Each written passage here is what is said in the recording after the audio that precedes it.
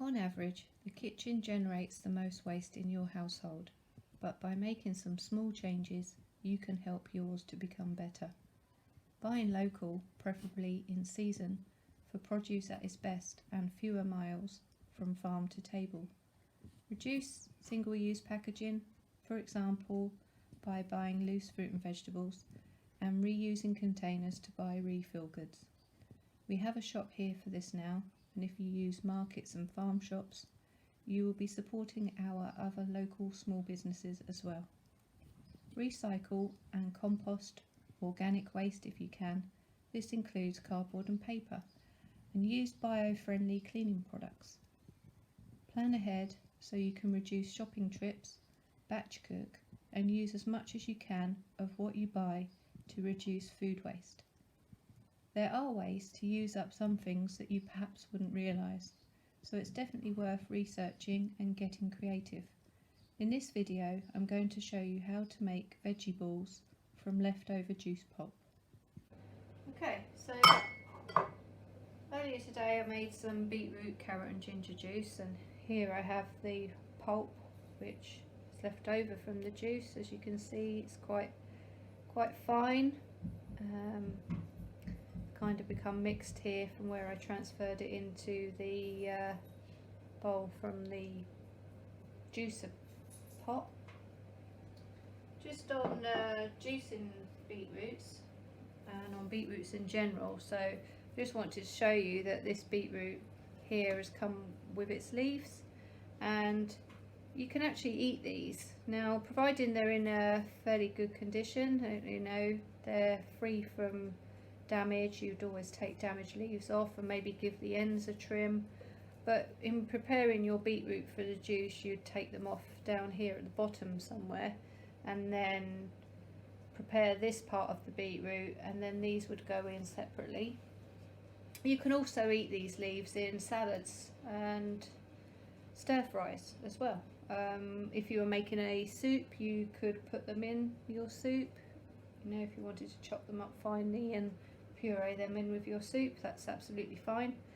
If your beetroot, when you're making a juice, you can leave your skin on. You don't need to take the skin off, as long as you've removed, you know, the rough end and the top and any damaged areas or rough tough looking areas of the skin before you put it through, or you can just peel it. When handling beetroots, I'd recommend using gloves if you can, because they stain your hands quite well. So I have the rest of my ingredients ready here to make the veggie balls with our leftover pulp, and so that's what we're going to do now. So I'll tell you what I've got. So I've already shown you the pulp. In addition to the pulp, we've got some cooked lentils. These ones are green lentils from a tin, but you can cook dry lentils if you have some. You just need to do that before you can put them in. Then we've got here, which I've already sweated off, some leek, mushroom, garlic. That's been cooked in a little bit of coconut oil, which tends to be the one that I use the most, and I've also put in there some fresh parsley.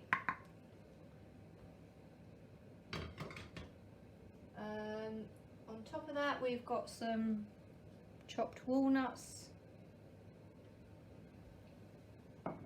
some nutritional yeast if you use it, you don't have to. And then I've also got here a flax egg. So flax egg, this has been sitting now. You mix, generally if you mix a tablespoon of ground flaxseed with 2 tablespoons of water, you end up with a sort of slightly gelled substance that you can use in place of egg. Of course, if you eat eggs, there's no reason why you wouldn't use an egg instead. I've obviously got salt and pepper there for seasoning, and then I've got here some mixed herbs and spices. So in this particular one, I've got some paprika, some coriander, some cumin, a bit of cayenne, thyme and oregano, but what flavourings you use is up to you. You can choose whichever ones you prefer. And then I've also got here some breadcrumbs which we might need these are quite fine gluten-free breadcrumbs that you might need just to bring the mixture together if it's a little bit wet.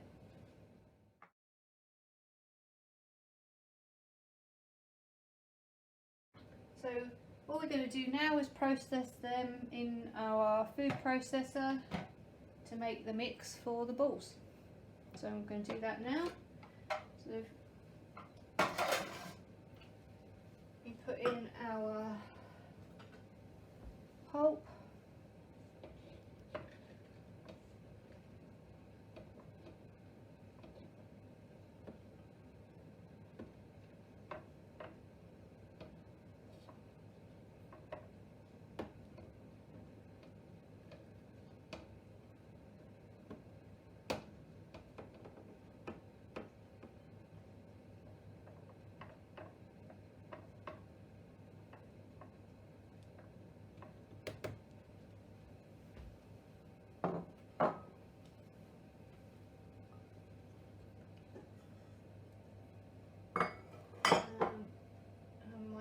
Do this in 2 stages as my food press is not very big, so I'm just going to put in here now the mushroom leek mix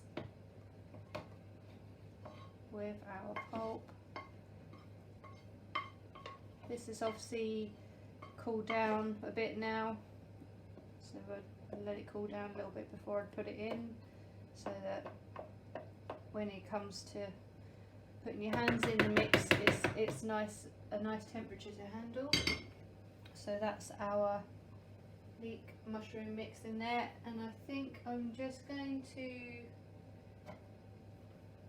do those two together first of all.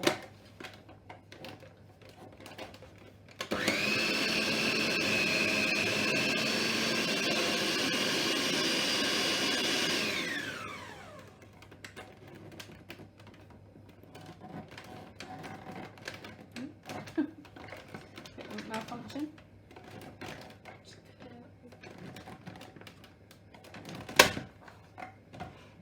Oh. Okay, so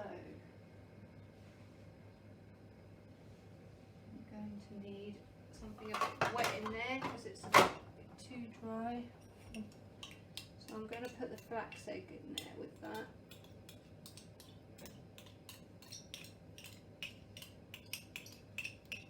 See if that helps to get the mix going a little bit.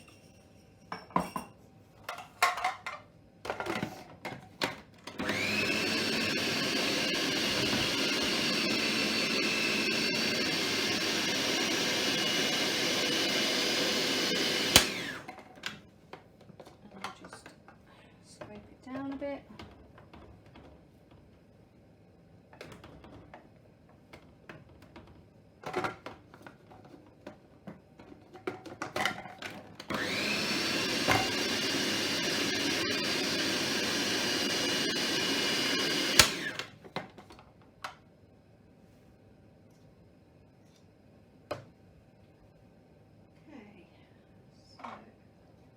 Now take that out of the processor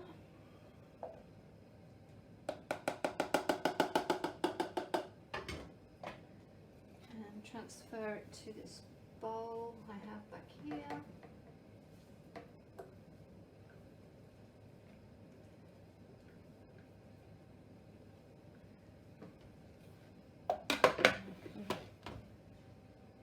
Processor back together and just give these last few ingredients a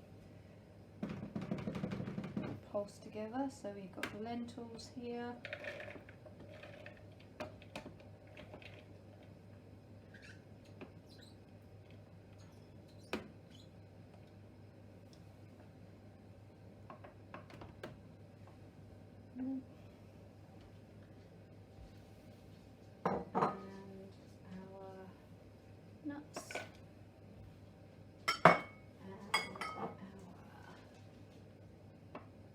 nutritional yeast and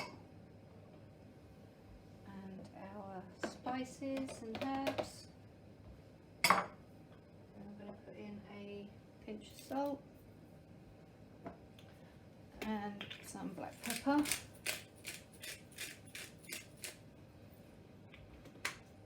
then I'm going to combine those together.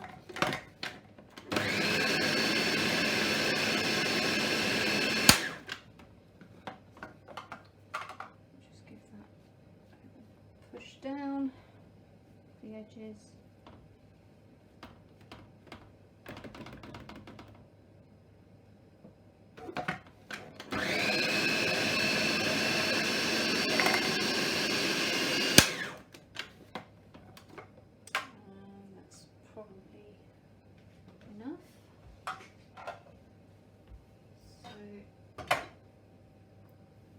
Take that now and add it to the bowl with the other ingredients.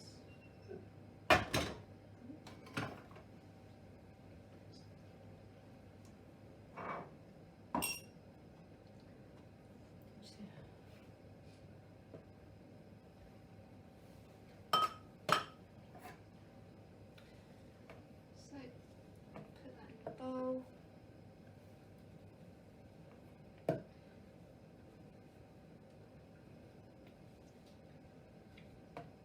Rest of the ingredients in here. Now, because my process is not very big and I've had to do it in 2 parts, I've now got to mix them both together so they're nice and combined. So if I move this back over here, just going to bowl over. I'm going to get my hands in there and just give it a good mix together. Might want to put gloves on for this because of beetroot, though it will come off eventually. Lemon juice helps with that. So make sure that they're, you know, unless you've got a food processor of course that will take it all together, then you won't need to do this step. Okay, so as you can see, got a mixture that kind of holds together when you squeeze it there, but it's a little bit wet, so I'm just going to check the seasoning.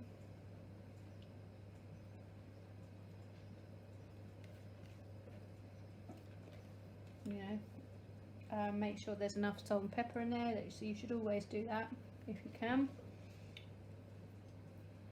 so you know if you need to add any more. And then I'm just going to grab my breadcrumbs. You could use flour as well, and I'm just going to sprinkle some in. I'm not going to put them all in because I don't want it to over dry the mixture, because then the balls will fall apart. Veggie pulp balls tend to be a bit more fragile than some anyway, maybe, so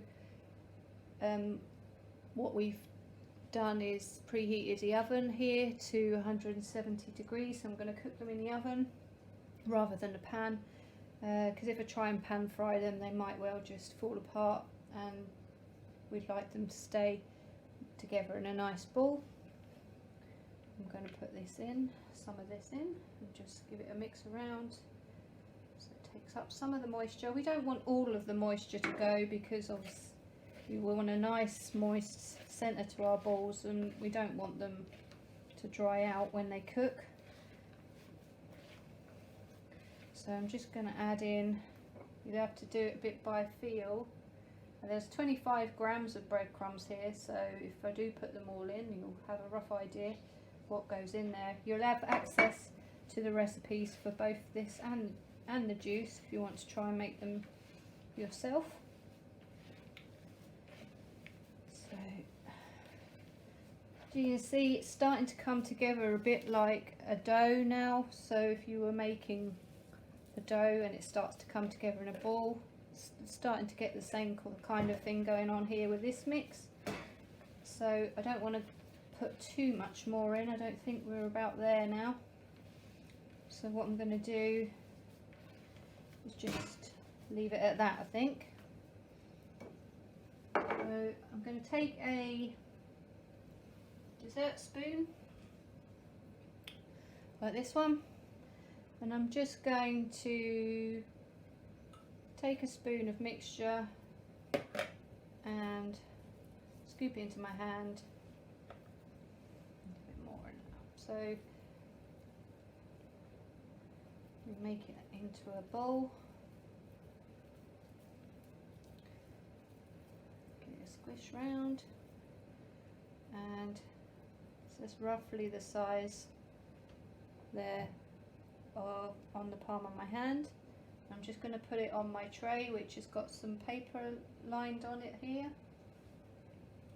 and keep going until you've got all your mix made into balls.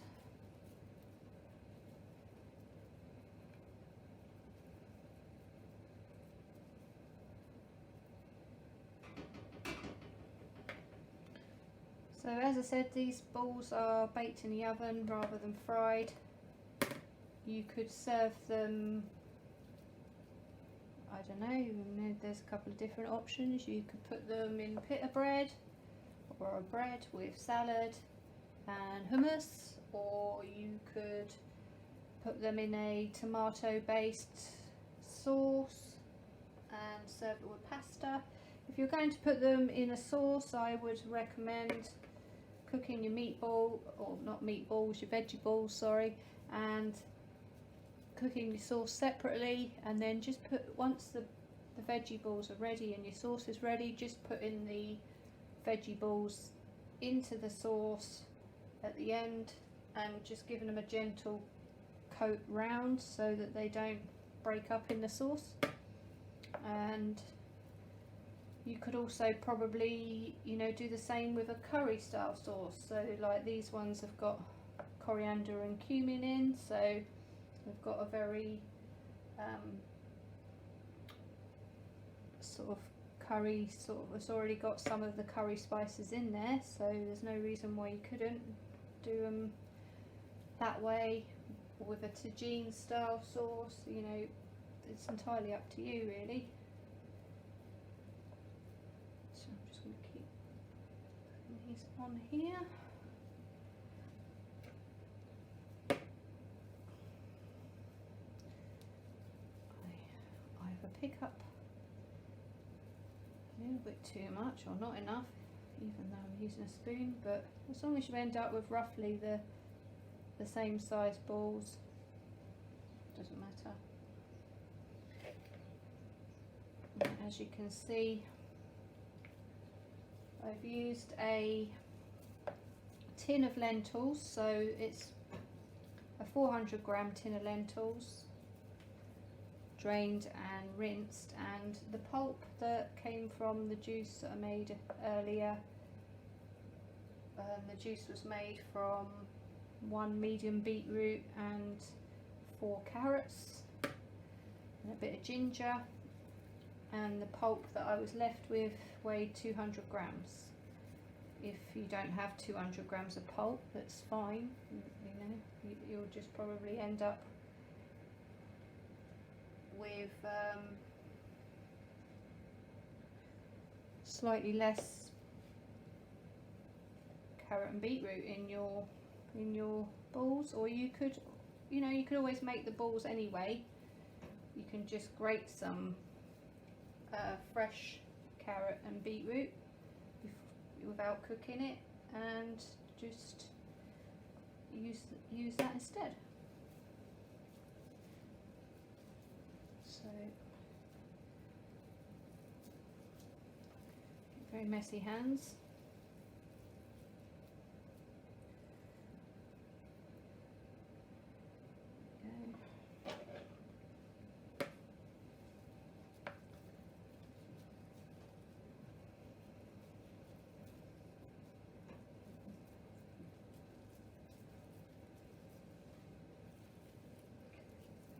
Kind of, sometimes some of them try and get them even.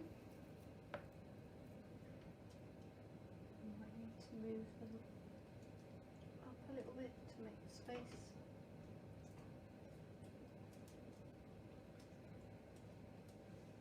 So these are going to go into the oven for maybe 25-30 minutes till they firmed up and browned a little bit.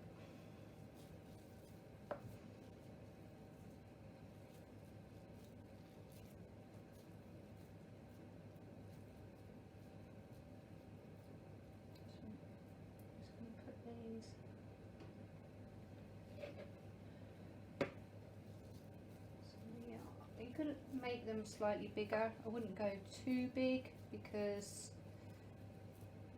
they're more likely to collapse, and also you could, instead of balls, you could make burgers instead and have them that way, and then you could serve them as a burger in a burger bun with all your favourite accompaniments.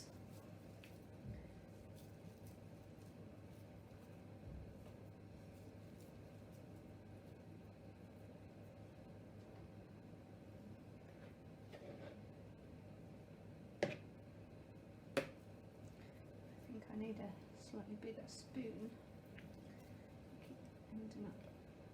Yes, my balls are going varying sizes, but the only reason really that you need to worry about getting them roughly the same size is cooking time. So you haven't got ones that are like tiny and burnt before the other ones have warmed up even.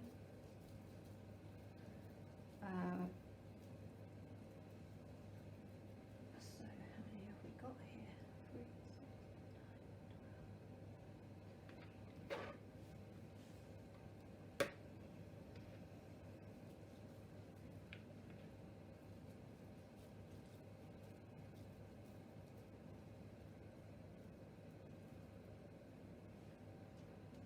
Okay, so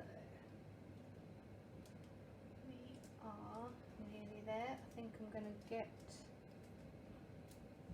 maybe 3 more, so we will have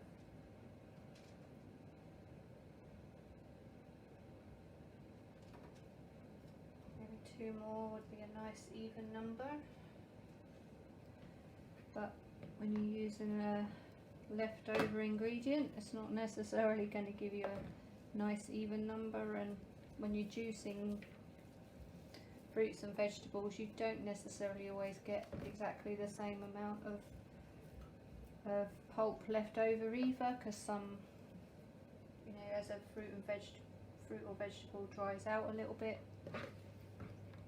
it produces less juice.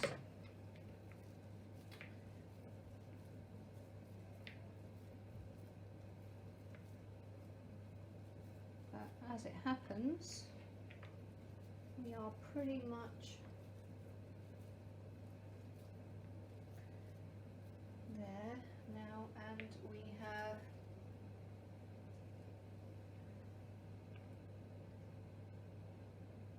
$20 veggie balls, which is quite a few, so you could probably serve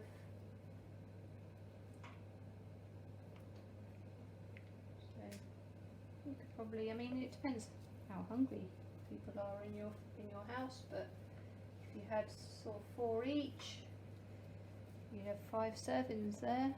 Or you could have 5 each, 4 servings, so probably 4 to 6 servings of balls from that mixture, and they are now ready to go in the oven. So I'm just going to put them in there once I've cleaned my hands, and we'll check in on them in a little while.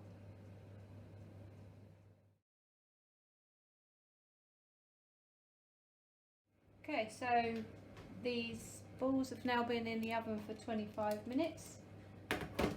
If yours need up like 5 more minutes longer, then that's fine, they might do. These are just how I want them to be, so as you can see, I can pick it up, it's holding together nicely, it's crusty on the outside, and then it's nice and moist in the middle, and they are ready to go, so you can then have them how you want to have them. So I hope you enjoy them, and I'll be making another video for the end of the week that will show you how to make your own almond milk and what to do with the leftover pulp from that. So I hope you want to watch that one too. Thank you very much.